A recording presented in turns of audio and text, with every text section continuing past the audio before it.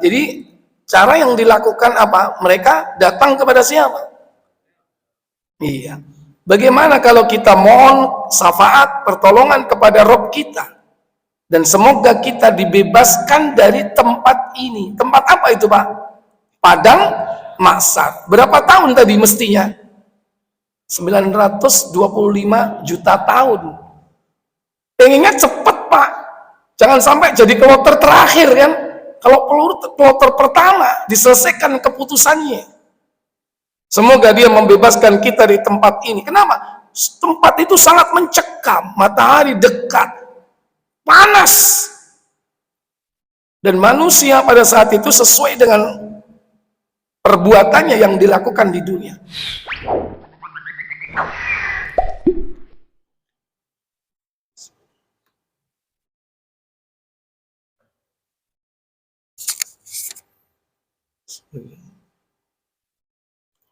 Assalamualaikum warahmatullahi wabarakatuh.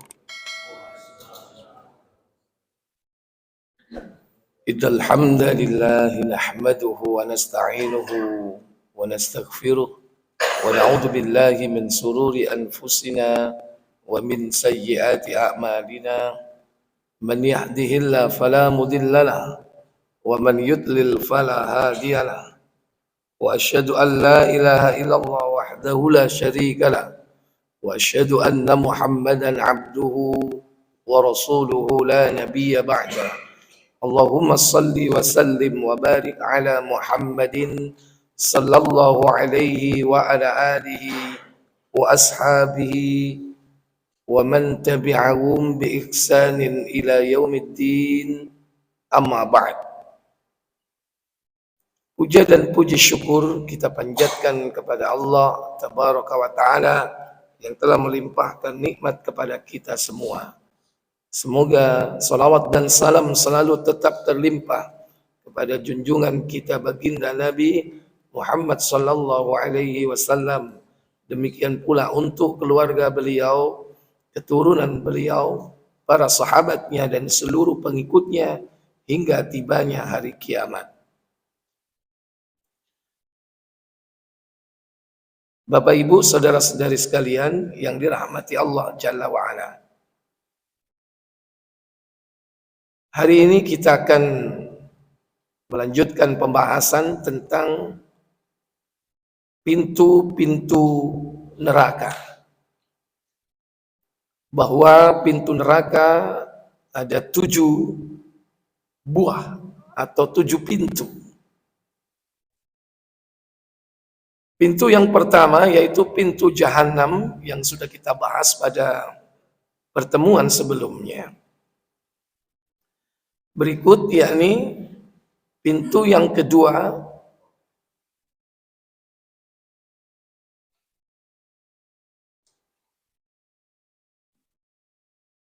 saya urutkan pintu kedua yakni pintu Sakor dulu. Pintu yang bernama Sakor. Pintu ini disebutkan oleh Allah Jalla wa'ala di dalam surah Al-Mudaththir, surah 74, itu pada ayat yang ke-26 sampai dengan 31. Dan nanti dilanjutkan pada ayat yang ke-42 tentang siapa penghuninya. Yang pertama, apa yang dimaksud dengan Sakor itu? Kata Allah Jalla wa'ala dalam surah Al-Mudaththir pada ayat 26, Sa'uslihi Sakar. Aku akan memasukkannya ke dalam Sakor, yaitu pintu yang bernama Sakar. Kemudian wa ma adraka ma Sakar. Tahukah kamu apakah Sakar itu? Kemudian Allah katakan la tubqi wa la tadhar. Sakar itu tidak meninggalkan dan tidak membiarkan. Ini kalimat yang perlu kita pelajari apa maksudnya ya. Yang tidak meninggalkan dan tidak membiarkan. Baik. Coba dibuka tafsir Ibnu Katsir ayat 28 dari surah Al-Mudaththir tersebut. La tubqi, sakor itu tidak meninggalkan, wala tadhar, dan juga tidak membiarkan. Tentu yang menjadi objek pembicaraan di sini adalah orang-orang yang disiksa di dalam neraka sakor itu tidak dibiarkan begitu saja, tetapi dia selalu dalam pantauan. Karena malaikat yang ditugaskan oleh Allah senantiasa untuk mengawasi mereka tidak pernah lalai dan luput dari tugas-tugas mereka. La ya'sunallaha ma amarahum, mereka tidak durhaka kepada Allah, artinya tidak melalaikan tugasnya. Baik, sudah ketemu? Silakan. Sakor itu tidak meninggalkan dan tidak membiarkan, yakni yang memakan daging mereka, urat dan otot serta kulit mereka habis dibakar, kemudian diganti lagi dengan yang lain, sedangkan mereka tetap menjalani siksaan itu. Tidaklah mereka mati dan tidak pula hidup. Demikianlah menurut Ibnu Buraidah dan Abu Sinan serta selain keduanya. Ya. Kullama natijat juluduhum baddalna juludan ghairah. Dalam sebuah ayat disebutkan setiap kali kulit mereka hancur, maka diganti dengan kulit yang lain. Nah, di sini disebutkan, yakni berkaitan dengan siksa orang-orang neraka, bahwa Allah akan hancurkan bukan hanya kulit, tapi dagingnya juga Allah hancurkan. Kenapa tidak disebutkan tulang di situ ya? Padahal itu juga bagian daripada manusia. Kalau kita pelajari dulu pelajaran biologi ya, ada anatomi. Itu tempatnya saraf itu di mana, Pak? Hah? Di kulit, Pak ya. Jadi orang terasa sakit itu karena mengenai kulitnya. Jadi kulit itu yang menjadi bagian utama yang menyebabkan kenapa orang itu sakit. Kulit itu nanti dibagi lagi ya. Kata dokter kulit, ada kulit apa itu? Kulit ari, ada kulit jangat ya. Baru kemudian daging ya. Ada kulit, ada daging, ada tulang. Yang Allah dulu menciptakan manusia itu dari segumpal darah, kemudian segumpal darah itu menjadi segumpal daging. Nah, daging itu dijadikan tulang oleh Allah. Baru kemudian tulang itu dibungkus oleh Allah dengan daging.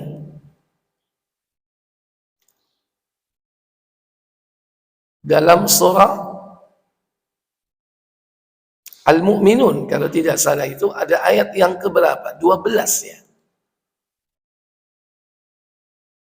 Thumma khalaqnan nutfata 'alaqatan fa khalaqnal 'alaqata mudghatan fa khalaqnal mudghata 'idhaman fa kasawnal 'idhama lahma.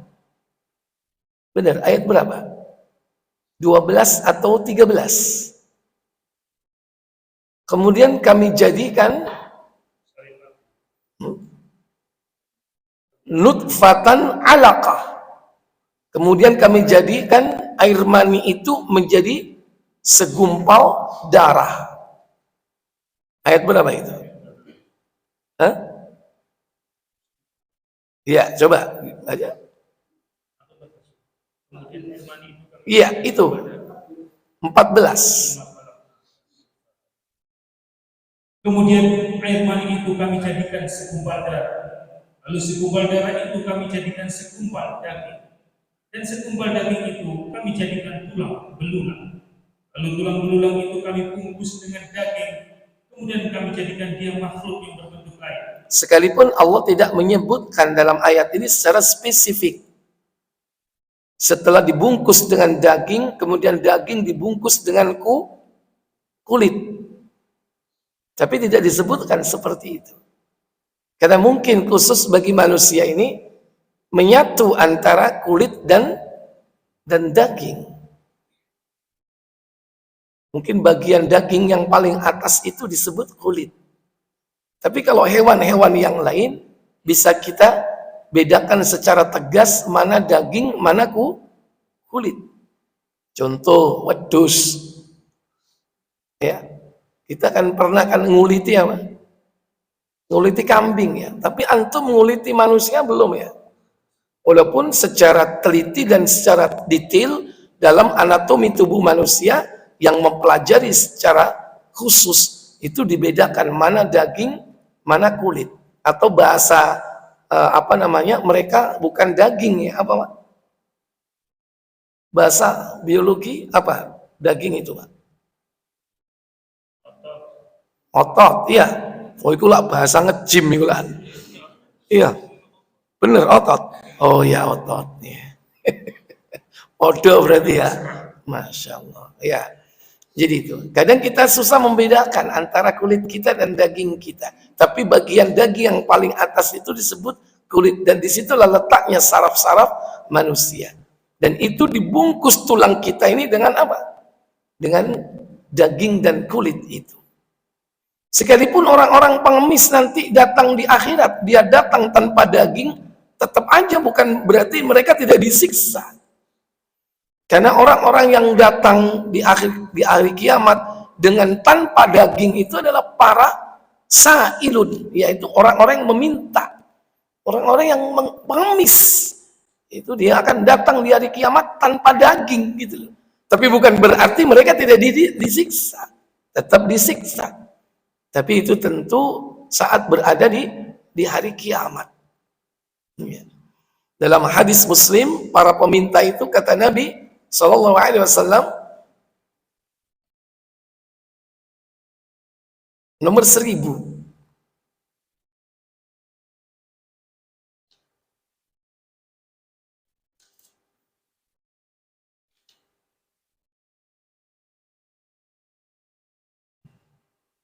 Dari Hamzah bin Abdullah bin Umar radhiyallahu anhu, dari bapaknya ia berkata, Nabi SAW bersabda. Apa sabda beliau Sallallahu Alaihi Wasallam? Seorang meminta-minta, kelak di hari kiamat dia akan datang menemui Allah dengan muka tanpa daging. Iya. As-sa'il ya'ti yaumal qiyamah biwajhin laisa lahu lahm. Seorang pengemis dia akan datang di hari kiamat, yakni dengan wajah, dengan muka, yaitu tanpa apa? Tanpa daging. Berarti apa Pak? Tengkorak. Ya. Itulah nanti, yakni para pengemis nasibnya seperti itu.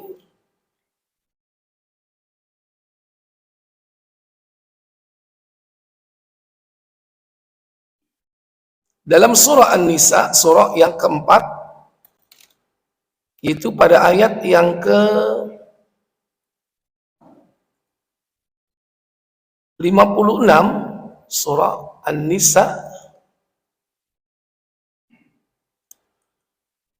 ayat 56, Allah tabaraka wa ta'ala berfirman dalam ayat tersebut, Innal ladzina kafaru bi ayatina sawfa nuslihim nara kullama natijat juluduhum baddalnahum juludan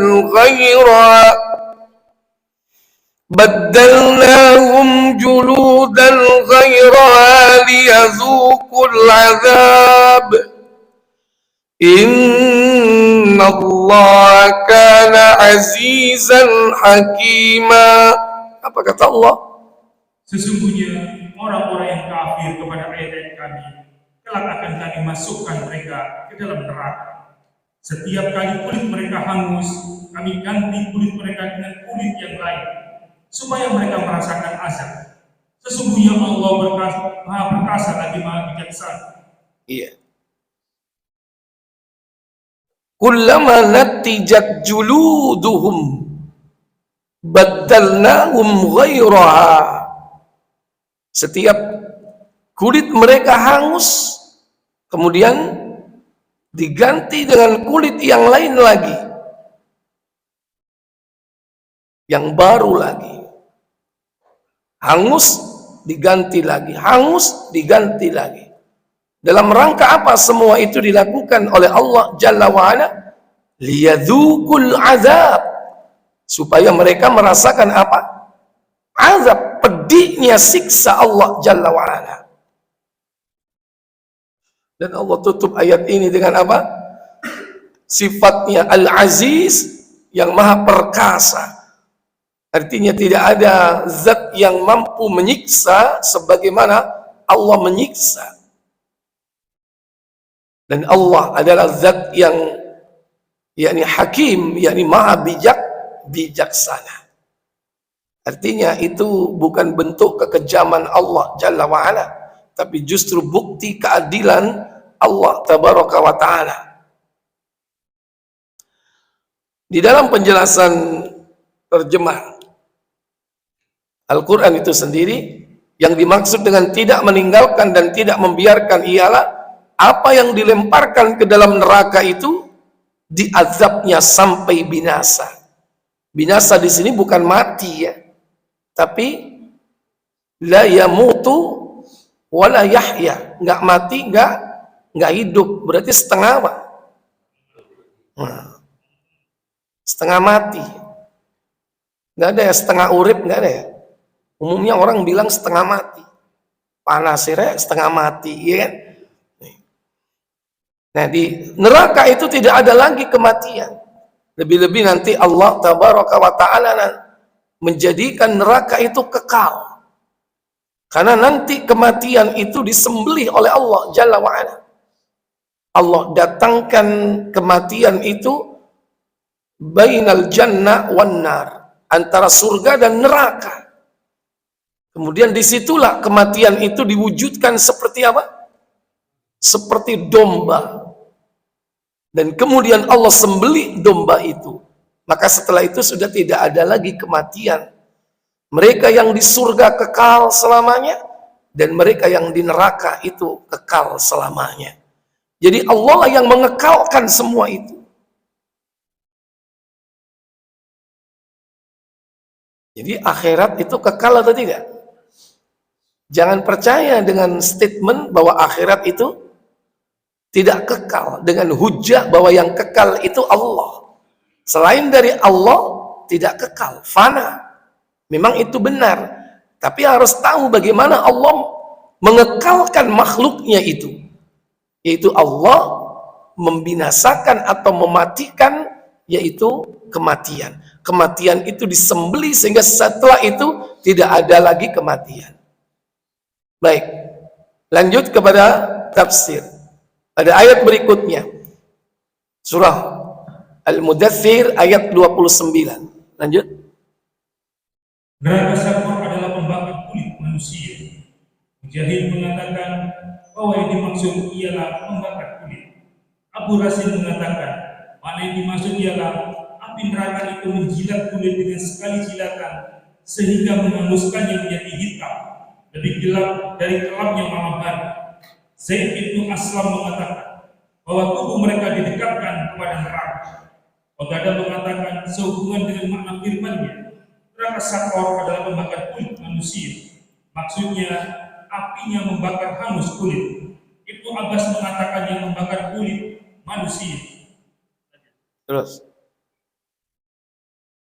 Firman Surah Mudaththir ayat 30, di atasnya ada 19 malaikat penjaga. Iya. Setelah Allah katakan lawahatul lil bashar, neraka sakar itu adalah pembakar kulit manusia, Allah kemudian mengatakan alaiha tis'ata asyar, di atas neraka tersebut terdapat 19 malaikat penjaga. Kenapa dengan jumlah bilangan 19? Diterangkan pada ayat berikutnya, wa ma ja'alna ashaban nari illa malaika wa ma ja'alna iddatahum illa fitnatan للذين كفروا ليستيقن الذين أوتوا الكتاب ويزداد الذين آمنوا إيمانا.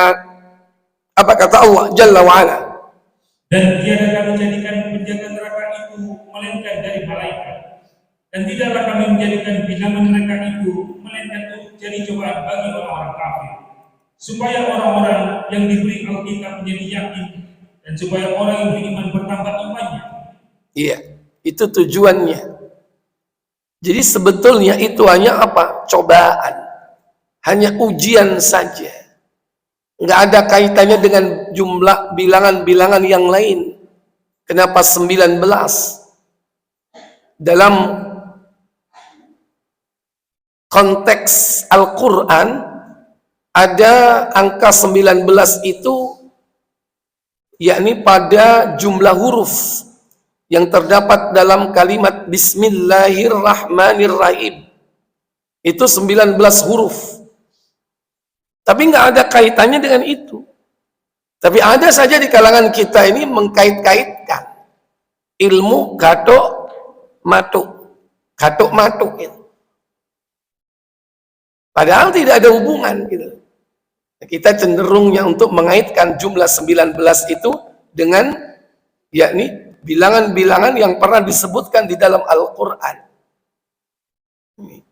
Tidak satupun di kalangan para ulama yang menjelaskan bahwa itu berhubungan dengan jumlah bilangan huruf yang terdapat di dalam yakni kalimat Bismillahirrahmanirrahim. Baik, kemudian Allah katakan dalam ayat tersebut, وَلَا يَرْتَابَ الَّذِينَ أُوتُوا الْكِتَابَ وَالْمُؤْمِنُونَ وَلِيَقُولَ الَّذِينَ فِي قُلُوبِهِمْ مَرَضٌ وَالْكَافِرُونَ ماذا أراد الله بهذا مثلا كذلك يضل الله من يشاء ويهدي من يشاء وما يعلم جنود ربك إلا هو وما هي إلا ذكرى للبشر. Apa kata Allah? Dan supaya orang-orang yang diberi Alkitab dan orang-orang mukmin itu tidak ragu-ragu, dan supaya orang-orang yang di dalam hatinya ada penyakit dan orang-orang kafir mengatakan, apakah yang dikehendaki Allah dengan bilangan ini sebagai suatu perumpamaan? Demikianlah Allah membiarkan sesat orang-orang yang dikehendakinya dan memberi petunjuk kepada siapa yang dikehendakinya. Dan tidak ada yang mengetahui tentara Rabb melainkan Dia sendiri. Dan sakor itu tiada lain hanyalah peringatan bagi manusia. Iya. Dalam tafsir diterangkan sempat menjadi bahan pertanyaan orang musyrik Quraisy. Ngapain sih disebutin di situ jumlah bilangan malaikat 19? Bahkan mereka mencoba untuk membuat perhitungan. Kalau sekiranya memang jumlahnya cuma 19, kita ini banyak, siap tempur. Ya. Lanjut, tafsir ayat ini 31. Dan tiada kami jadikan penjaga neraka. Ashab arti bahasanya para pemilih, dan makna yang dimaksud adalah para penjaga neraka, melainkan dari malaikat, yakni terdiri dari para malaikat Zabaniyah, yaitu khusus tugasnya untuk apa? Sebagai eksekutor. Namanya malaikat Zabaniyah. Terus? Yang kasar hati keras. Yang demikian itu merupakan jawaban terhadap orang-orang orang-orang musyrik Quraisy ketika diceritakan kepada mereka bilangan para penjaga neraka. Maka Abu Jahal berkata, apa kata Abu Jahal bin Harb? Ini gembongnya orang-orang musyrikin Quraisy. Apa kata Abu Jahal bin Harb? hai golongan orang-orang Quraisy, tidakkah setiap 10 orang dari kalian mampu mengalahkan seseorang dari mereka? Loh, coba. Merasa apa? Jumlah mereka banyak. Cuman 19 saja kok. Apakah kalian tidak mampu satu malaikat itu ditawar wong 10? Ya. Ini menurut mereka gitu loh. Ya, dipikir malaikat itu manusia seperti kita. Padahal sudah disifati malaikat itu apa? Ghiladun syidadun. Apa ghiladun syidadun?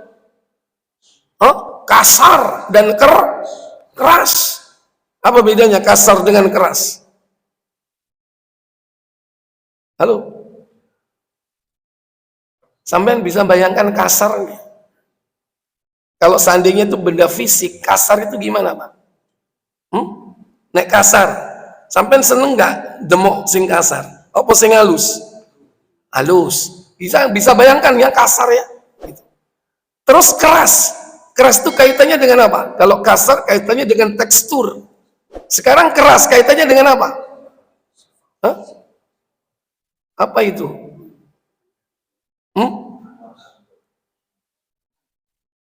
Elasticity. Apa itu? Berkaitan dengan apa? Kalau itu tekstur tadi ya, ini apa ini? Flexibility. Wow, opo karepmu bah, ya kan? Nah, itu kalau benda fisik gitu. Kalau benda fisik. Tapi yang dimaksud ghiladun syidadun di sini bukan fisik. Emangnya ada nanti manusia yang demek-demek malaikat? Cari sampai apa? Syadid atos dari apa? Enggak, cuma macam-macam. Siapa arep demuk-demuk malaikat? Itu bukan sifat fisiknya, tapi sifat perangai, sifat perilakunya. Ghilad, apa itu? Kasar. Bagaimana kalau orang kasar gitu, Pak? Sampai seneng nggak kepedok orang kasar? Enggak, kasar. Kasar itu sudah tampak gitu.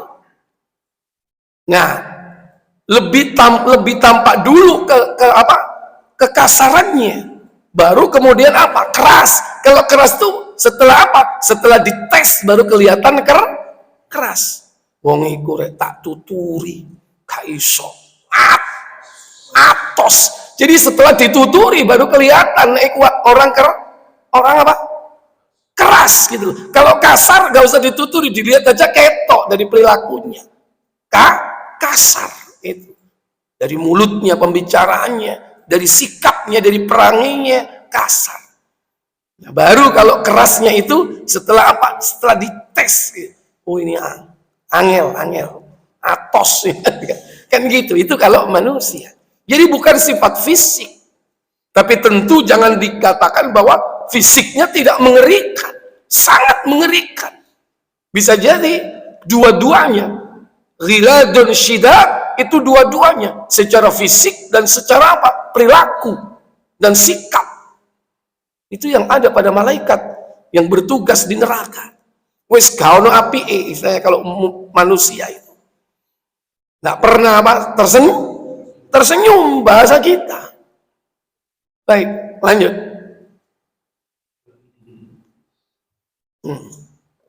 Maka Abu Jahal berkata, hai orang-orang Quraisy, tidakkah setiap 10 orang dari kalian mampu mengalahkan seseorang dari mereka? Maka pastilah kamu dapat mengalahkan mereka. Maka Allah SWT berfirman, dan tiada kami jadikan penjaga neraka itu melainkan dari malaikat, yaitu kasar penampilannya, mereka tidak dapat dilawan dan tidak terkalahkan. Tidak akan dapat dilawan dan tidak akan terkalahkan. Ada nggak sejarah orang menang melawan malaikat? Halo? Sejarah di mana orang yang menang malaikat? Nggak ada. Kemudian menurut suatu pendapat, ada seseorang dari mereka yang dikenal dengan sebutan Abul Asdid, yang nama aslinya Qalda ibn Usaid ibn Khalaf. Ia berkata, hai golongan orang-orang Quraisy, serahkanlah 2 orang dari para penjaga neraka itu kepada aku. Sedangkan yang sisanya yaitu 17 orang kuserahkan kepada kalian untuk menanganinya. Loh, coba. Gara-gara mendengarkan ayat ini, Pak, muncul tantangan, Pak. Mungkin pada saat itu muncul jagoan. Abul siapa tadi? Abul Asjib. Saya tak tulis sih. Ejaannya apa?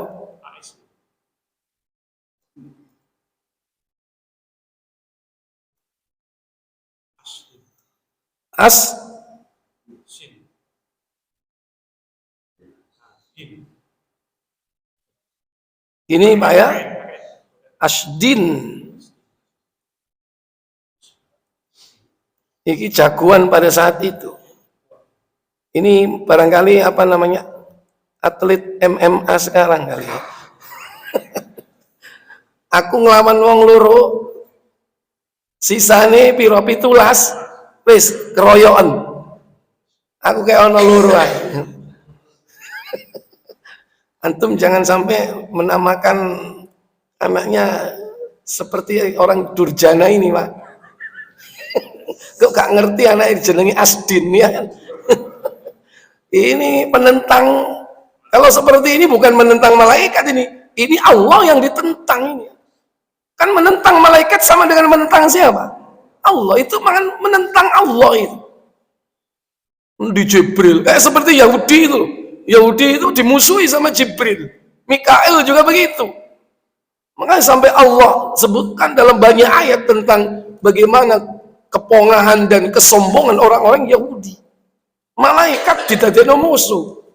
Padahal belum ada dalam sejarah manusia yang mampu melawan malaikat. Malaikat siapapun. Baik, lanjut. Ia katakan demikian karena merasa yakin dengan kekuatan dirinya yang hebat. Tersebutlah bahwa kekuatan yang dimilikinya menurut kisah mereka sangat hebat. Dia berdiri di atas hamparan kulit sapi. Lalu kulit sapi itu ditarik oleh 10 orang untuk mereka ambil dari bawah telapak kakinya. Ternyata kulit sapi itu robek, sedangkan si kalda tidak berteping sedikit pun dari tempat pijakannya. Ini lihat kekuatan orang ini. Belum ada nggak orang sekarang seperti ini kan? Hebat kan kekuatan itu. Kulit sapi dibeber, digelar, dia berdiri di atasnya dengan kuda-kuda. Ya. Kemudian ditarik kulit sapi itu, orangnya bukan jungkel tapi kulitnya yang robek. Ono enggak zaman sekarang orang seperti itu? Sekalipun atlet nomor wahid, gulat, apapun, atlet apapun ya, seperti itu. Enggak ada, Pak. Ini Abul Asdin ini orang terkuat pada saat itu. Makanya dia sumbar katanya orang sekarang ya. Wis aku gelem melawan wong loro, sisai wis keroyok enai. Ini kepongahan. Jadi orang-orang Quraisy ini melihat ayat ini tidak beriman, justru dibuat ledekan. Ini salah satu contoh di antara apa? Menghina ayat-ayat Allah. Begitulah orang kafir. Orang kafir itu begitu. Ketika menerangkan Al-Quran, ketika menerangkan bidadari, ketika menerangkan bahwa orang yang mati syahid itu diberi apa? Rizki, dinikahkan dengan 72 bidadari, itu diledek. Ngono nek mati, cok lali, gowono Viagra, ngono. Enggak paham orang itu ya. Itu meledek ayat-ayat Allah Jalla wa'ala. Lanjut. Steroid ayo apa nih. Lanjut. As-Suhaili mengatakan bahwa si kaldalah yang pernah menantang Rasulullah SAW untuk bergulat, dan ia mengatakan, jika engkau mengalahkan aku, maka aku akan beriman kepadamu. Maka Nabi SAW memenuhi tantangannya, dan ternyata beliau dapat membantunya berkali-kali. Tetapi Kalda tidak juga mau beriman. Dan As-Suhaili mengatakan bahwa Ibnu Ishaq menisbatkan kisah pergulatan ini kepada Rukana Ibnu Abdul Yasin, Ibnu Hasim, Ibnu Muthalib. Menurut saya tidak ada pertentangan di antara yang disebutkan oleh keduanya, karena barangkali keduanya terjadi dan hanya Allah yang Maha mengetahui. Dan tidaklah kami jadikan bilangan mereka itu melainkan untuk jadi cobaan bagi orang-orang kafir. Jadi sesungguhnya kami sebutkan bilangan mereka 19 hanyalah untuk menguji manusia, supaya orang-orang yang diberi Alkitab menjadi yakin, yaitu agar mereka mengetahui bahwa Rasul ini adalah benar dan mengatakan hal yang sesuai dengan apa yang ada pada mereka dari kitab-kitab samawi yang diturunkan kepada para nabi sebelumnya, dan supaya orang yang beriman bertambah imannya, yakni di samping iman yang telah ada pada mereka melalui apa yang mereka saksikan sendiri bahwa berita yang disampaikan oleh nabi mereka adalah benar, dan supaya orang-orang yang diberi Alkitab dan orang-orang mukmin itu tidak ragu-ragu, dan supaya orang-orang di dalam hatinya ada penyakit, maksudnya orang-orang munafik dan orang-orang kafir mengatakan, apakah yang dikehendaki Allah dengan bilangan ini sebagai suatu perumpamaan? Mereka mengatakan, apakah hikmah yang terkandung di balik penyebutan bilangan tersebut? Demikianlah Allah menyesatkan orang-orang yang dikehendakinya dan memberi petunjuk kepada siapa yang dikehendaki, yakni dengan adanya cobaan dan ujian seperti ini, maka akan bertambah kuat iman di dalam hati sebagian kaum dan akan bertambah goyah keimanan pada sebagian yang lainnya. Hanya pada Allah lah terdapat hikmah yang tiada taranya, dengan alasan yang mematikan hujah lawan. Firman Allah, tidak ada yang mengetahui tentang Rabbmu melainkan Dia sendiri.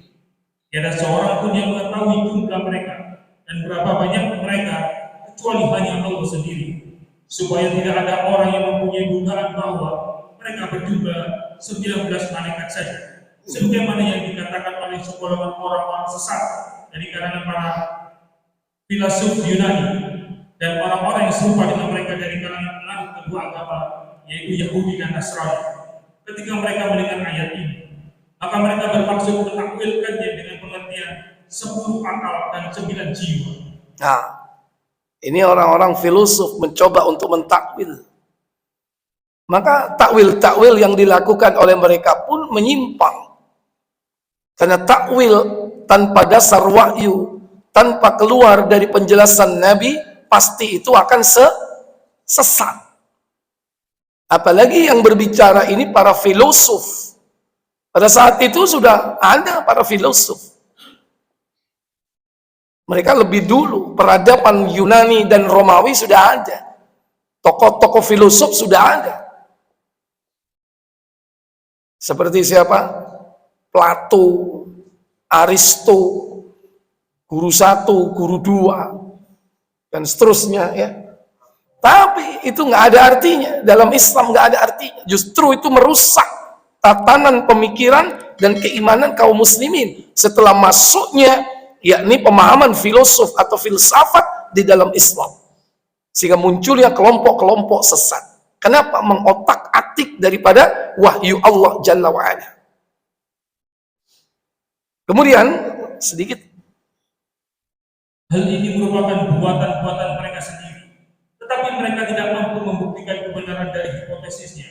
Mereka hanya memahami permulaan dari ayat ini, tetapi kafir dengan bagian terakhirnya, yaitu firman Allah yang mengatakan, dan tidak ada yang mengetahui tentara Rabbmu melainkan Dia sendiri. iya. Wa ma ya'lamu junuda rabbik, dan tidak ada yang mengetahui tentara Rabbmu, yakni Allah, illahu, kecuali Dia Allah. Makanya kalau dia beriman, pasti dia akan mempelajari. Tidak berhenti sampai di situ. Kalau dia beriman, dia akan pelajari bahwa Allah itu memiliki Sidratul Muntaha, yang di dalamnya ada Baitul Ma'mur, kiblatnya para malaikat, yang setiap hari 70.000 malaikat masuk ke dalamnya, dan setelah masuk tidak akan pernah keluar, mulai dari hari pertama sampai hari ini. Udah kalikan aja 70.000, mulai hari pertama Allah ciptakan langit dan bumi.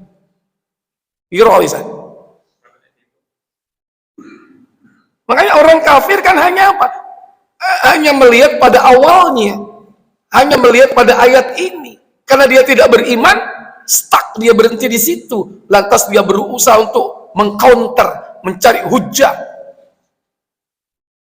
Tapi kalau beriman, yakin, tambah yakin. Kenapa? Pelajaran tentang malaikat tidak berhenti sampai di situ. 19 itu hanya apa? Ngetes orang-orang kafir. Tak warah malaikat itu jumlahnya 19. Ya apa reaksi ini kalau bahasa kita? Dan betul kan bereaksi. Alah 19 ayo kok. Ayo ditawar ayo. Gitu. Belum lagi ada hadis yang menyebutkan, apa kata Nabi? Tidaklah di langit terdapat 4 selebar 4 jari. Di langit ada tempat selebar 4 jari, melainkan ada malaikat yang meletakkan dahinya bersujud di hadapan Allah. Berarti padat atau tidak? Tempat selebar 4 jari, Pak, ada malaikatnya. Makanya hampir pecah itu langit. Kenapa? Kelebihan beban. Karena banyak penduduknya, yaitu malaikat.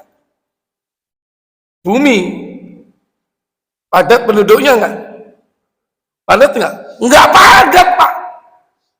Itu kan kampanyenya para globalis cabal itu kan.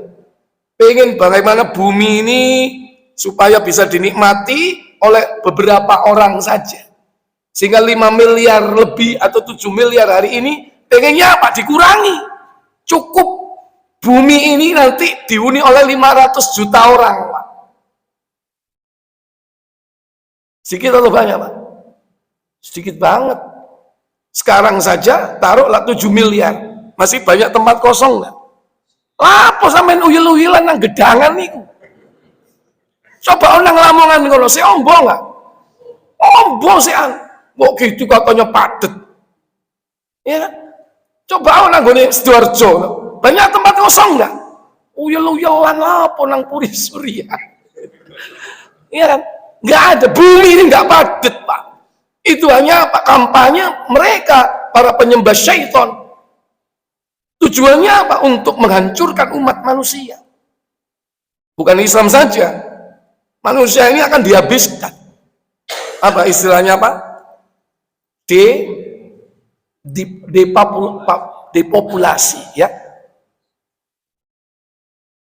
Dan itu bukan sesuatu yang bohong, itu memang program yang kadang-kadang kita melihat orang-orang yang dekat dengan syaitan itu berusaha untuk apa? Ya, mempengaruhi, memperbudak manusia dengan caranya. Karena sudah begitu banyak manusia susah untuk dikendalikan, sehingga nggak usah banyak-banyak supaya manusia itu bisa dikendalikan. Akhirnya Pak, ya gimana caranya? Dikurangi, baik dengan cara yang kasar maupun cara yang halus. Wallahu a'lam. Baik, kita lanjut kepada surah Al-Mudaththir ayat 42. Siapakah mereka yang akan menghuni neraka Saqar? Kata Allah, "Ma salakakum fi saqar? Ma salakakum fi saqar?" Apa kata Allah? Apakah yang memasukkan kamu ke dalam Saqar? Qalu lam naku minal musallin. Mereka menjawab, kami dahulu tidak termasuk orang-orang yang mengerjakan sholat. Ya, kami dulu termasuk orang-orang yang tidak mengerjakan sholat. Apakah betul-betul dia tarkus sholat, meninggalkan sholat, atau yang dimaksud yaitu melalaikan sholat? Sholat tapi dilalaikan. Coba lihat tafsir tentang ayat ini 43 surah Al-Mudaththir supaya jelas apa yang dimaksud dengan yaitu orang yang tidak mengerjakan sholat.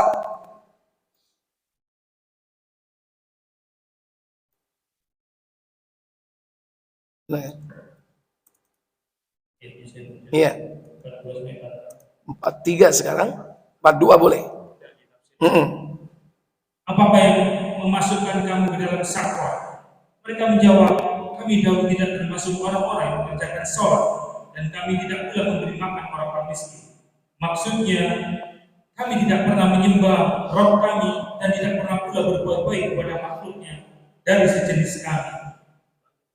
Iya. Jadi orang-orang yang memang betul-betul meninggalkan salat.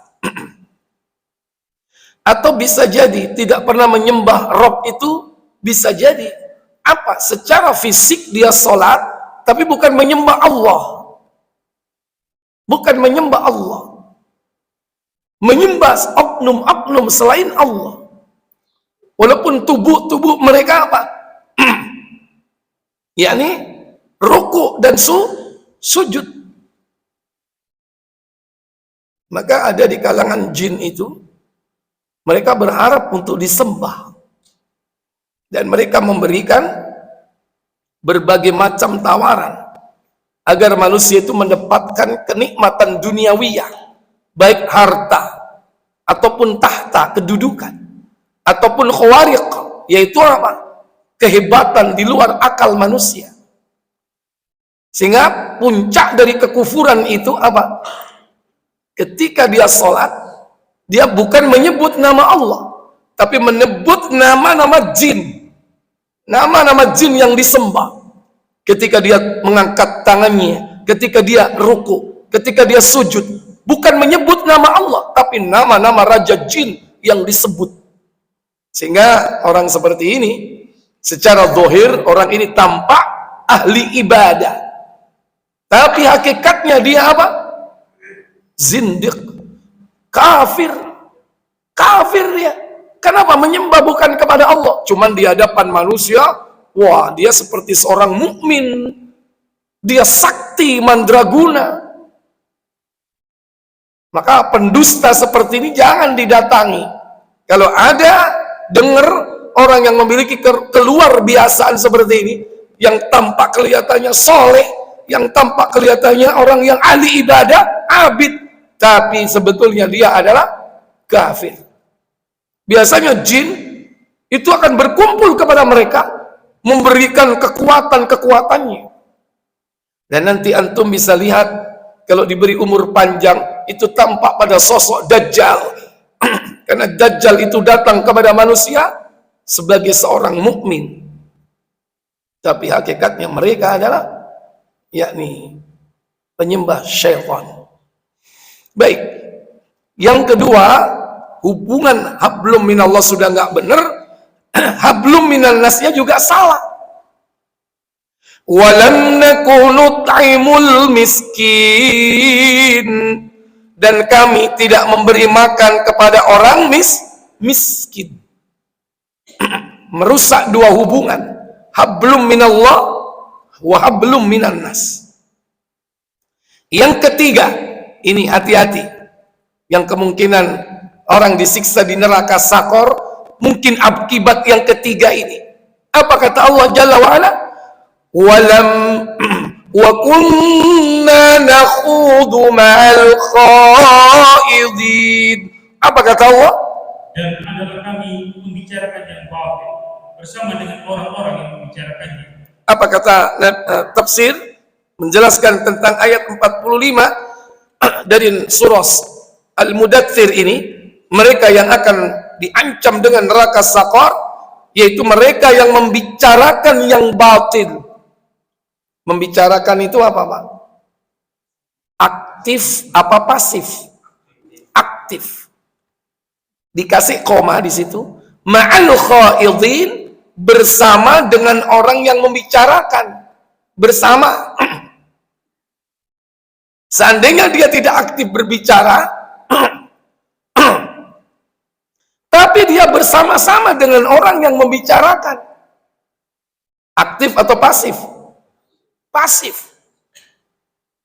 Aku gak melok ngomong loh, aku mek ngerungokno tok loh. Dia nggak ikut aktif bicara, tapi dengerin. Ada dalam ayat ini dua kategori, aktif, pasif. Dan keduanya ini diancam. Walaupun ente nggak ikut bicara, tapi ikut dengerin.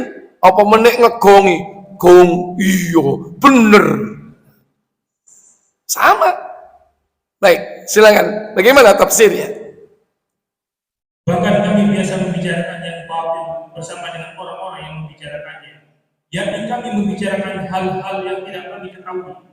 Qatadah mengatakan sehubungan dengan makna ayat ini, bahwa setiap ada orang yang sesat berbicara, maka kami ikut sesat bersamanya.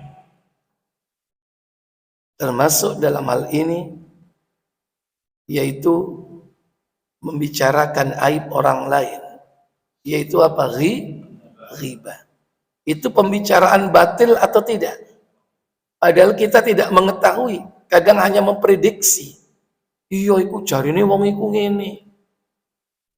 Iya, ketok aneh ketok aneh. Padahal itu aib. Karena ghibah itu dzikruka akhaka bima yakra.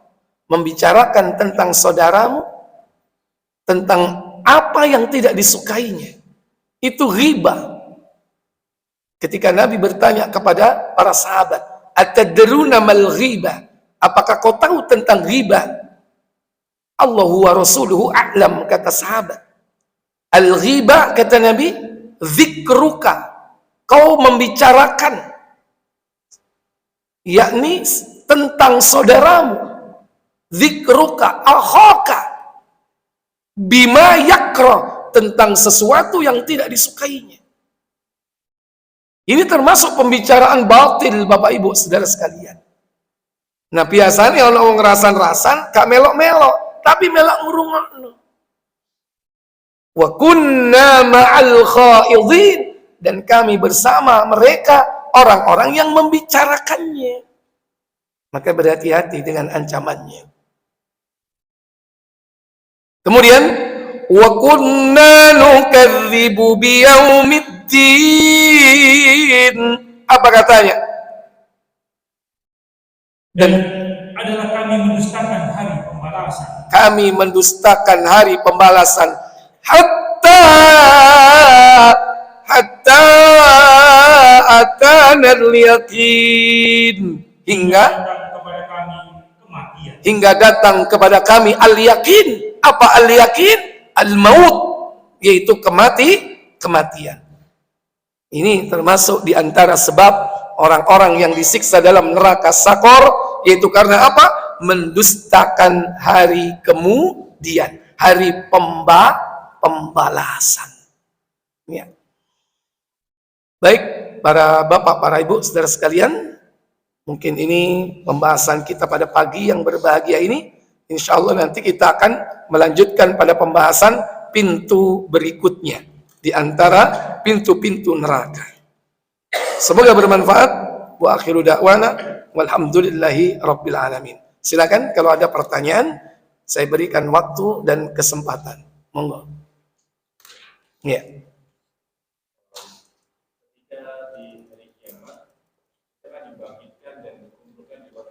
Ya.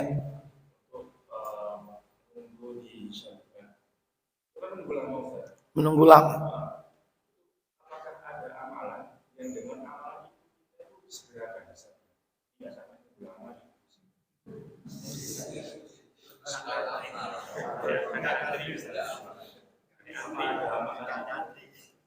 Enang dunia itu biasanya neke map amplop nangisane map itu biasa. Ya. Cari ini apa? Dikiring.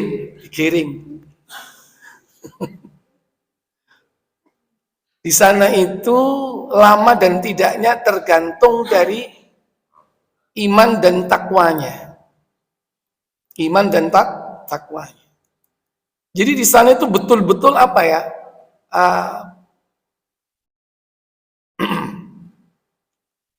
Balasan itu sepadan gitu. Artinya bahasa mudanya betul-betul adil gitu. Betul-betul adil. Jadi ada kaitannya dengan hisab yang lama. Hisab yang lama. Dan ada kaitannya dengan hisab yang sebentar. Kalau pengen hisabnya sebentar, ada caranya. Jadilah orang miskin, tapi bertakwa. Kalau pengen lama, jadilah orang bertakwa, tapi kaya. Hisabnya lebih lama. Kalau pengen lama lagi, gak direken tadi wong kafir. Ya, itu. Tapi tetap limit batas akhirnya adalah yaitu 50 tahun itu paling lama. 50 tahun kalau dikonversi, karena di sana kan di padang mahsyar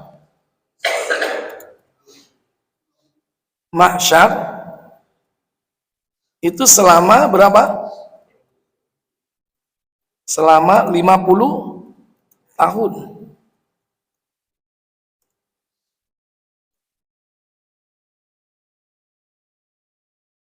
Satu hari di padang mahsyar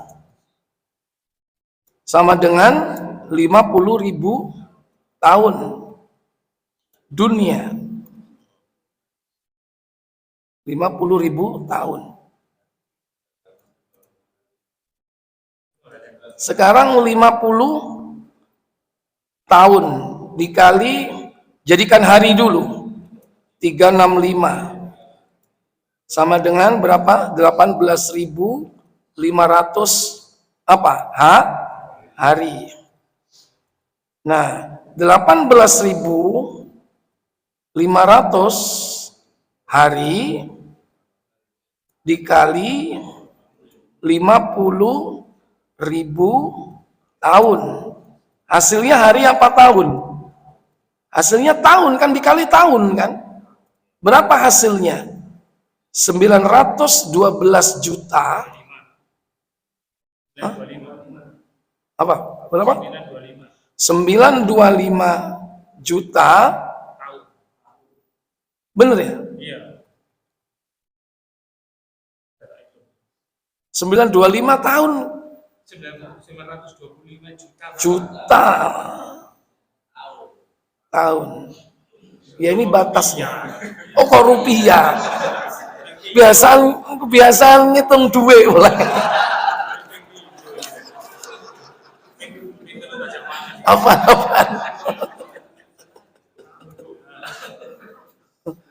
Apaan keliru. Nah, boleh ketok ini. Padahal gak nyekel duit. Mek ngitung tok. Ya. Jadi ini Pak, paling lama 925 juta tahun, hampir 1 miliar, kurang 75 juta sudah 1 miliar tahun Pak di sana. Pak. Itu. Ya apa iki? Kira-kira ya sing ditekoi sapa? Ya, baik. Kita coba tentang perbandingan orang kaya dan miskin. Buka Muslim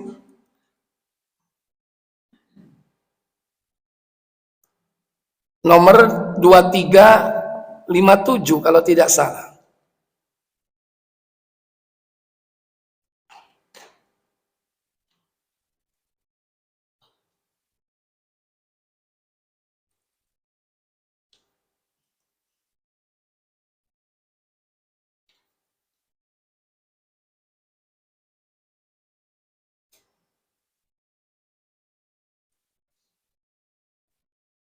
Iya, silakan.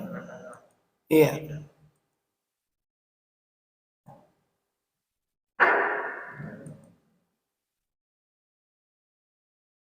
Dari Usama bin Zaid radhiyallahu anhu ia berkata, Rasulullah SAW bersabda,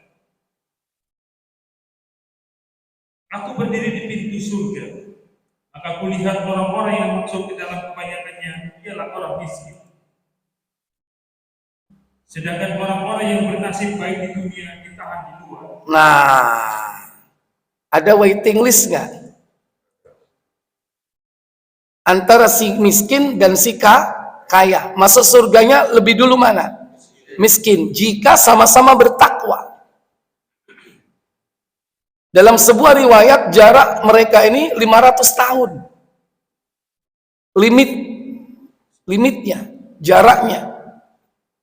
Lebih dulu apa? Orang miskin. Ini jika level takwanya sama lo ya. Tapi orang miskin lebih dulu. Maka nenek kepingin cepet ditokno teko padang mahsyar dan mlebu surga dadi wong melarat. Tapi takwa. Ya kan? Jadi wong melarat tapi belunat, yo gak mari-mari, gak mlebu-mlebu. Ya kan? Mending soge tapi bertakwa, ya kan? Tapi ojo ngersulo nek kedisian wong melarat, karena sama-sama takwa. Nah, ini. Terus yang kedua, ada hadis lagi bahwa nanti solusinya adalah manusia itu akan mendatangi para nabi dan para rasul.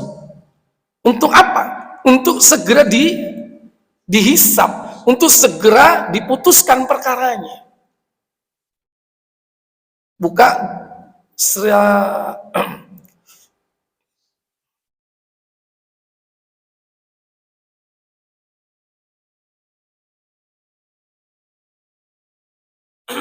Muslim 169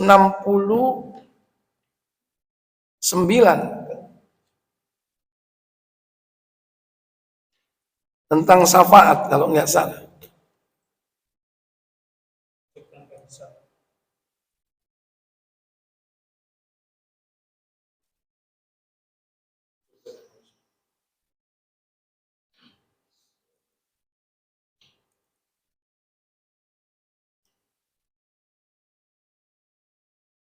Satu lima tiga, coba dibuka.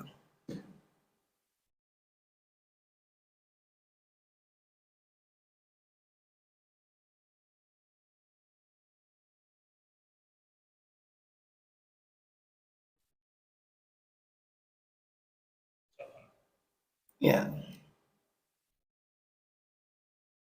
Dari Anas bin Malik radhiyallahu anhu ia berkata, Rasulullah SAW bersabda, nanti pada hari kiamat Allah akan mengumpulkan seluruh umat manusia.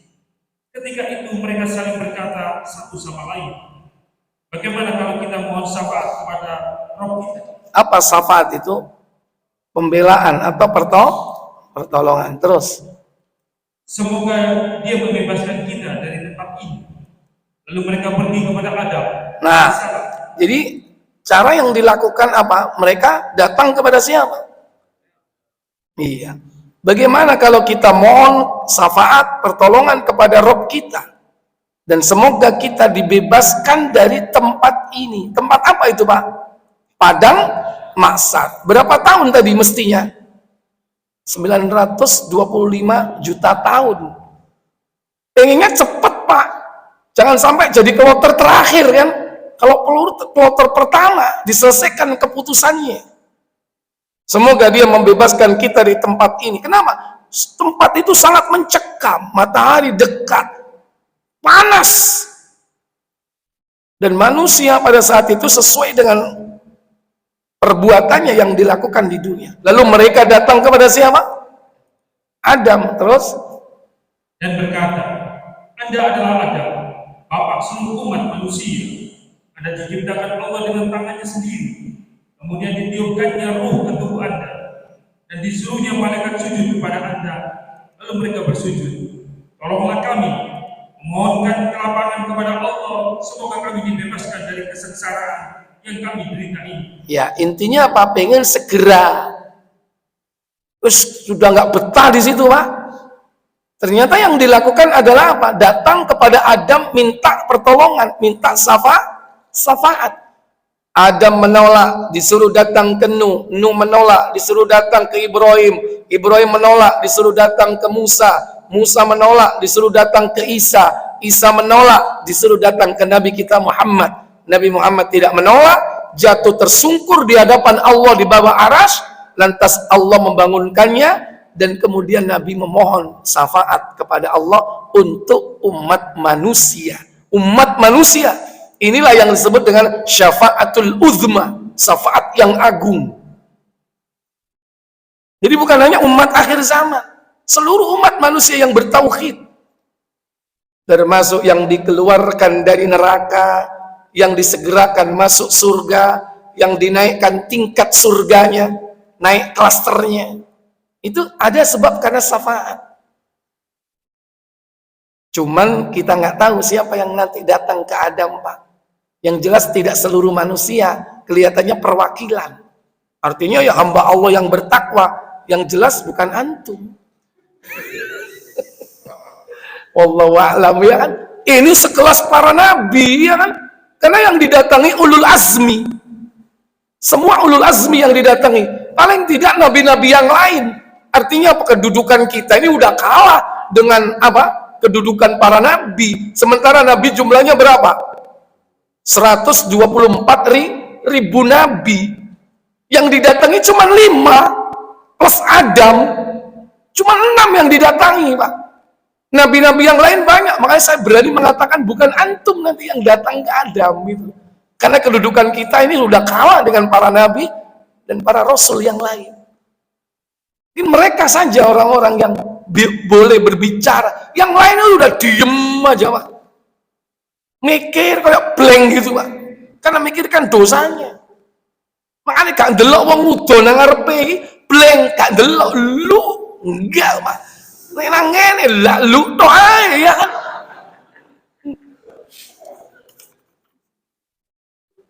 Jika kita berada di tempat umum dan tanpa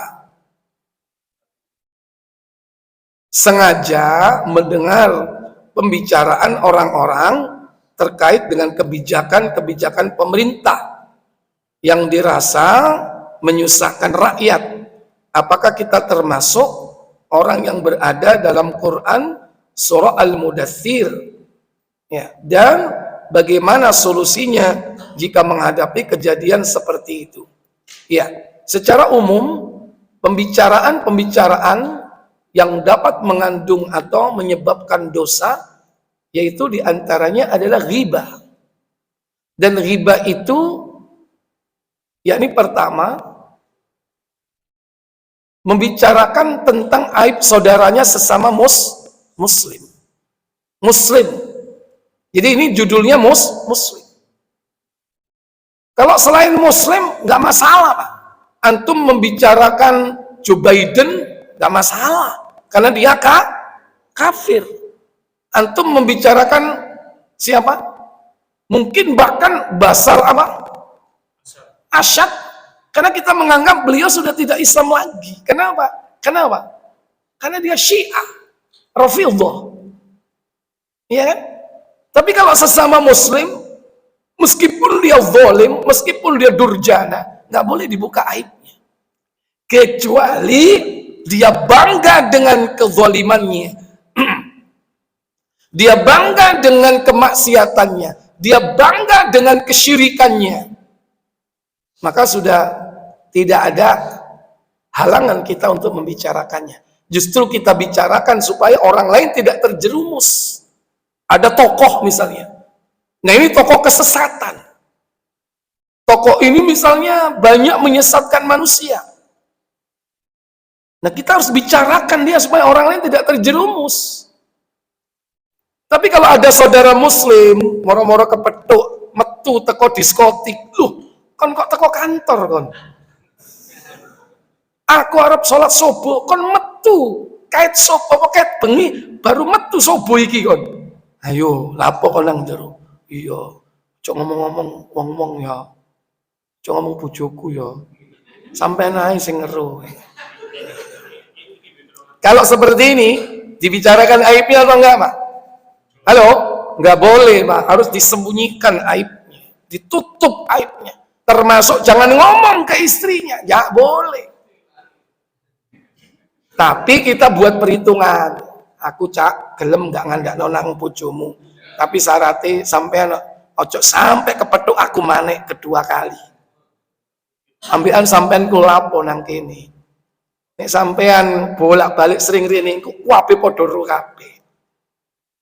Wis iki sepisan ae, Cak. Buat perhitungan kan ya? Gitu. Jadi begitu. Jadi nggak boleh kalau orang itu ketahuan berbuat maksiat, ya, kemudian nggak boleh disampaikan ke orang lain. Bojone gonceng sopo yuk? Nek prosoku bojone sing sitok iku cilik endek, sing sitok dukur krempeng, lagi endek lemu. Sopo yuk? Lu enggak, saya gonceng kok, bukan gojek. Saya yang gonceng di belakang. Ya, kalau tahu seperti itu gimana kira-kira? Diceritakan nggak? Ceritakan jamaah. Kita harus niat menjadi tanah. Ya, gitu. Jadi seperti itu, hati-hati. Bisa jadi apa? Digoreng, dipelintir ya. Mestinya tabayun dulu. Ustaz, datang. Ustaz, Afan Ustaz, ini siapa? Loh, Afan, ini istri saya yang ketiga. Oh, clear kan ya? Beres. Jangan lihat belum tabayun kemudian dibicarakan. Ya kan? Disebarkan, Ustaz Abu Juni, apa? Gendaan wong lemu. Astagfirullah ya. Ini saudara sesama muslim ya, apalagi pemimpin kita. Pemimpin kita walaupun dia itu durjana ya kan, pasti punya aib. Kalau itu aib pribadi, aib dosa-dosa pribadi personal, nggak boleh dibuka aibnya. Nggak boleh dibuka aibnya. Nah, bagaimana berkaitan dengan kebijakan? Kebijakan publik ini kan sudah diketahui oleh banyak orang. Maka antum kalau nggak punya kapasitas nggak perlu bicara gitu. Yang bicara adalah yang punya kapasitas, yang bisa memberikan solusi. Antum bisa ngasih solusi apa? Hanya sekedar ngobrol di warung kopi. Tabdzir, nggak ada artinya. Antum punya solusi, punya konsep, datangi, itu bagus. Nggak perlu kemudian kita ini nyinyir sana, nyinyir sini. Dari dulu sampai sekarang, kan hasilnya apa antum? Ngalor ngidul, ngomong ini, ada hasilnya nggak? Seorang mukmin itu tidak seperti itu. Seorang mukmin itu di mana dia berpijak, itu bermanfaat untuk orang lain. Menumbuhkan keimanan kepada orang lain, bukan menumbuhkan kebencian kepada orang lain. Itu orang mukmin, Pak. Kalau antum punya konsep tidak setuju dengan kebijakan pemerintah, datang kepada pemerintah. Apalagi antum punya kapasitas, apalagi punya jalur khusus, bagus. Apalagi masuk dalam konteks konsep trias politika. Mungkin antum sebagai legislatif, atau mungkin di bidang yudikatif, atau bagian dari eksekutif, bagus. Antum bisa mengasih kontribusi gitu. Daripada pembicaraan warung kopi, nggak ada artinya gitu. Orang mukmin itu dimanapun dia berada bermanfaat untuk orang lain. Khairukum anfa'uhum linnas. Minimal apa? Minimal ketika kita berada di satu majelis, berada di satu tempat, menumbuhkan keimanan, semakin dekat dengan Allah, semakin takut kepada Allah, semakin ingat kepada kematian. Kenapa? Malah benci kepada orang. Kalau bisa, doakan orang-orang yang mungkin kita anggap menyimpang. Ya Allah, hanya Engkau yang bisa merubah hatinya, ya Allah. Beri dia hidayah, ya Allah. Engkau lah yang memegang seluruh hati, wahai Allah. Lembutkan hati pemimpinku, ya Allah. Itu lebih bermanfaat daripada kita nyinyir dan gak ada solusi gitu. Karena dari dulu sampai sekarang apa hasilnya? Kita berkoar-koar misalnya, gak ada hasilnya. Dari tahun ke tahun, dari zaman ke zaman, mana hasilnya? Justru yang ada apa? Keburukan. Malah tidak sedikit ada yang jatuh jadi korban. Ingat konsep itu. Sebaik-baik kalian orang yang bermanfaat untuk orang lain. Ya. Dan ingat, jangan sampai nanti pembicaraan kita ini dihisap oleh Allah Jalla wa'ala. Udahlah, itu nanti ada yang ngurusin. Lebih bagus, lebih produktif kalau kita bangun di malam hari, sepertiga malam terakhir kita tahajud kepada Allah, minta kepada Allah untuk kebaikan negeri ini. Makanya banyak hal-hal dibongkar di negeri ini, kebobrokan-kebobrokan. Itu mungkin masih ada orang-orang alim, orang-orang yang ahli ibadah, orang-orang yang makanannya terjaga dari yang haram. Dia bangun di malam hari, dia bermunajat kepada Allah. Orang-orang seperti itu banyak, Pak. Itu lebih penting, orang seperti itu lebih kita harapkan. Dan dia tidak tampak di permukaan. Dia tidak berkoar-koar, tidak seperti saya berbicara di panggung, di publik seperti ini, enggak. Mereka lebih bermanfaat untuk sebuah perubahan. Kenapa? Karena mereka yakin wa makaru wa makarallah wallahu khairul makirin. Mereka membuat makar, Allah juga punya makar. Allah sebaik-baik pembuat makar. dan dia mendekat kepada Allah, sang pembuat makar, yang makarnya paling baik, bongkar semuanya. Daripada kita berbuat yang tidak ada faedahnya, justru malah membuat kerugian. Wallahu a'lam. Wa akhiru da'wana walhamdulillahi rabbil alamin. Subhanakallahumma wa bihamdik asyhadu an la ilaha illa anta astaghfiruka wa atubu ilaik. Wassalamu alaikum warahmatullahi wabarakatuh.